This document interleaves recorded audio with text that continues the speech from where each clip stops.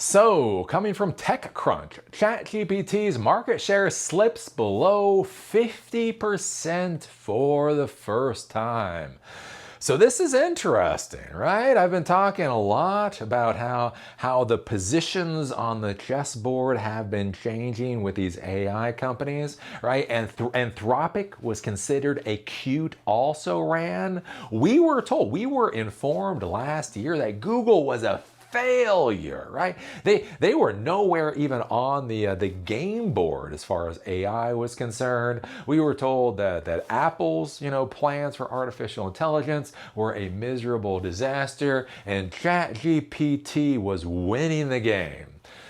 And now it's June of 2026. SpaceX IPO'd for $1.77 trillion, and apparently, as of today, is worth almost $3 trillion. Anthropic actually has a valuation that is higher than OpenAI's.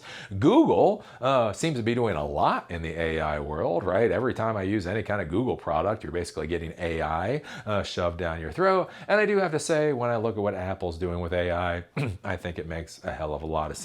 Relatively vendor agnostic as far as the AI functionality, the components are concerned, but then focusing on actual functionality. How can we solve users' problems, right? Users don't want neural networks. Users want solutions. And so it's interesting to see right now that OpenAI, they seem to have actually fallen almost to that also ran position, where there's a major question of what is it they're selling anyway? Sam Altman just came out a couple of days ago and is pushing the idea that they're going to come out with a super app, right? So there's going to be one app that is going to do everything that you need. The funny part is, right, if you watch WWDC, Apple's, keynote conference or whatever else, basically that's what they're turning the iPhone into. So it's like, well, I can either use all this functionality on my iPhone that I already own, that already has all these connections and everything else, or I can download ChatGPT, I can set up all these configurations, I can do all of this other kind of stuff. I think I'm just gonna use what's on my iOS device, right? Also with Android, right? Google is building the LLMs directly into Android, directly into the Chrome web browser. They've come out with an LLM that's supposed to run on mid-range laptop computers with at least 16 gigs of RAM. And so what's really interesting to see is that it appears that OpenAI has truly lost a lot of traction.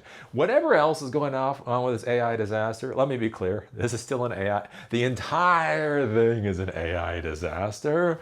But basically, OpenAI's position in the AI disaster seems to be falling a lot. And so that's why it's interesting here to see ChatGPT's market share falling below 50%, because the important thing to understand is they want to IPO, and they want to IPO at over $1 trillion, right? They're not just simply trying to IPO with however much money people are willing to pay for their equity. They need to IPO at over $1 trillion as their market share is dropping.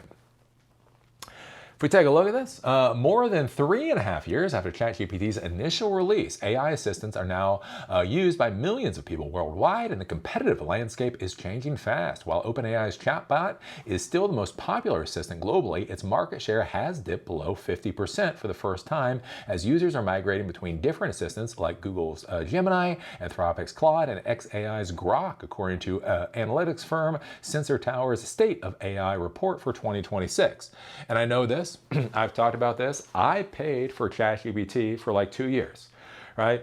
A couple years ago, you want to use AI, you want to use ChatGPT, you had to pay $20 a month, and I was paying $20 a month. And to be clear, the value proposition was fine. It's $20, it gave me enough value, I was just doing it.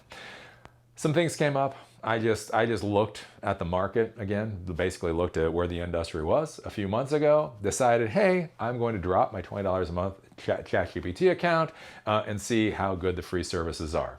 And I have to say, I started using the free services, and I stopped using ChatGPT at all. If I have issues with code, I go to Anthropic, and for a lot of other things, I just go to Gemini, because I'm not sure what the Gemini limits are, but you'll notice I've done like AI slop thumbnails. I do a lot of stuff with Gemini on their 100% free plan.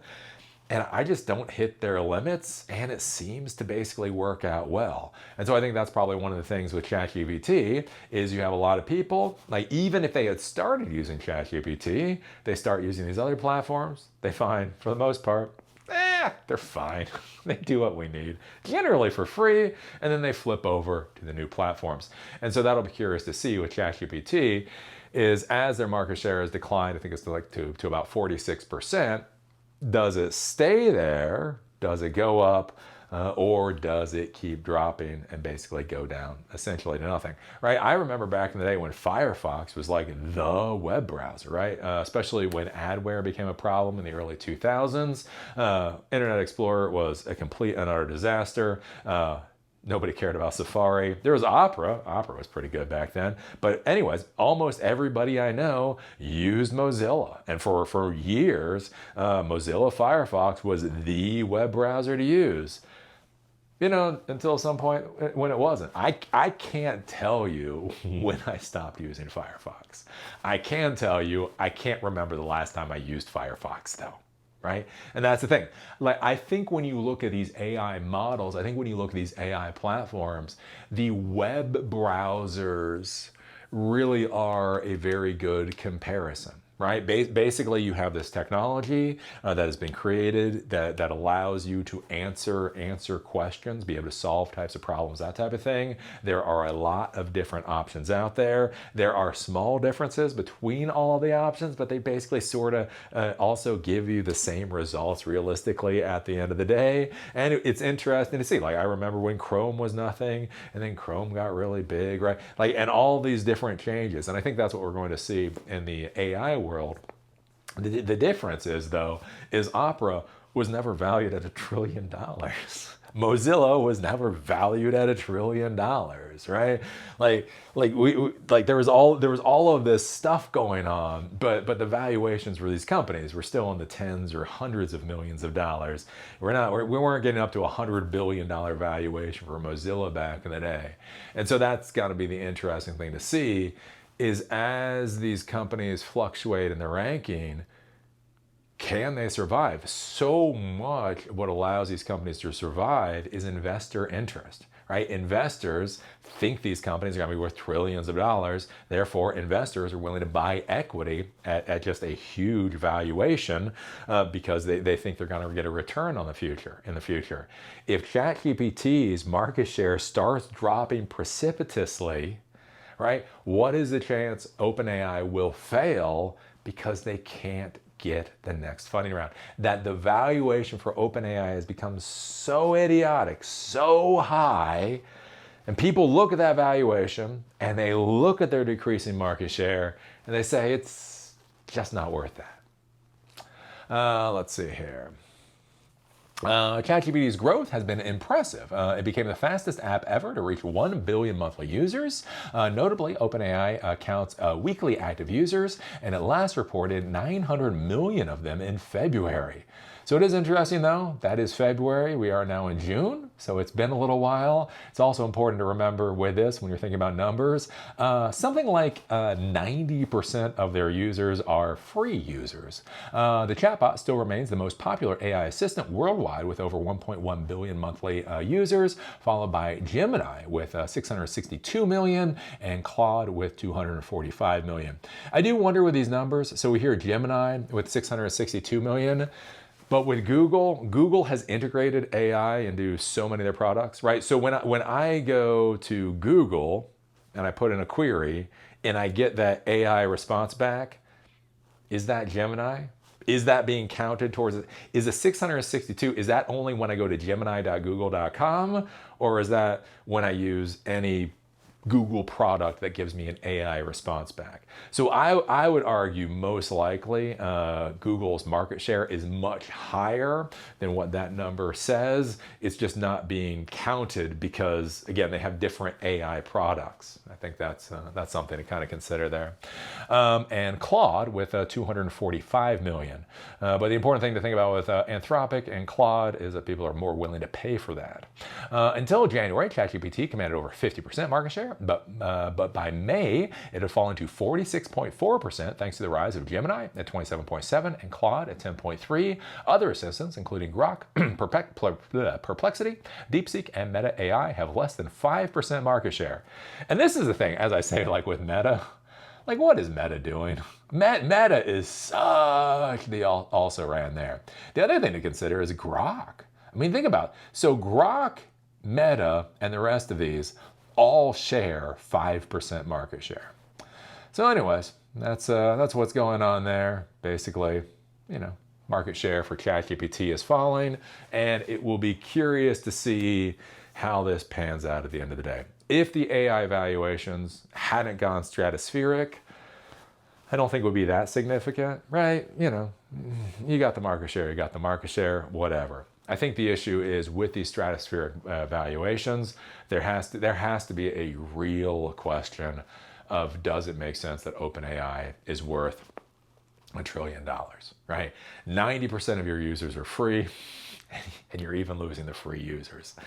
Again, that might be good, right? That might pad the profit. It's not profit, but right, profit is you have the revenue that comes in, the gross revenue that comes in, minus all the expenses, and maybe that gets you to profit. So maybe, and that's the thing, if ChatGPT is losing free users, that might clean up their balance sheet to a degree. So that might actually look good for the IPO. But if they're just losing users across the board, maybe that's a disaster. But who knows? I mean, who am I to talk about investment? SpaceX is now worth almost $3 trillion. I thought it was beyond stupid when SpaceX was valued at $1.77 trillion. I thought that was going to crash the stock market. And apparently, no, the stock market is continuing to go even as it's $3 trillion. Right now, SpaceX is worth more than Amazon and Microsoft. I crap you not. You can go do a Google search. SpaceX is now worth more than Amazon and Microsoft. So who knows? Who knows what's going to happen with the valuation of OpenAI? But it is kind of interesting to see. And I think the other thing too that's very important, especially for new people in the technology world, is take this as one of your lessons. That it's amazing to see how first movers are not necessarily the companies that succeed, right? Google was not the first, not the second, not the fifth search engine out there. I'm not sure where it was on the list, but as I've said before, when I was in college, my favorite search engine was Lycos, right? And then Google won. Facebook was definitely not the first search or not the first social media site, and they won, at least for their time period. The iPhone, right? The iPhone was not, right? BlackBerry was the first smartphone, and massive market share. Everybody wanted a BlackBerry, all the way up until they did it. I'm not even sure you can buy a BlackBerry anymore. And so that's one of the things I want you to think about with this. Is whatever's going to happen with this AI debacle is going to happen. But the lesson that I want you to take out of this is how the positions of these companies are not necessarily what you think they are. A year ago, we were told point blank Google had failed at their AI strategy. And now they're killing it. They are killing it. We were told that Apple had failed with their AI strategy. And I don't know. Listen, they have an AI strategy now. I mean, I think it's a good strategy. We'll see how well they implement it, right? But we were told they had completely and utterly failed before. We were told Anthropic was a cute, niche. Well, it's nice they're going after the coding community, but OpenAI is going to be the intelligence company. And now we can see, right, that the chairs have shuffled around, and OpenAI is falling ever further down that list, even though they were the first mover. So that's the real takeaway here. So what do you think about this? What do you think about ChatGPT being under 50% market share? Do you use them? Do you care about them anymore? Put your thoughts down below. If you like these episodes and you want them on Spotify or on Apple Podcasts, there's a link down below. Also, if you want to follow me on LinkedIn, there's a link down there too. With that, see y'all later.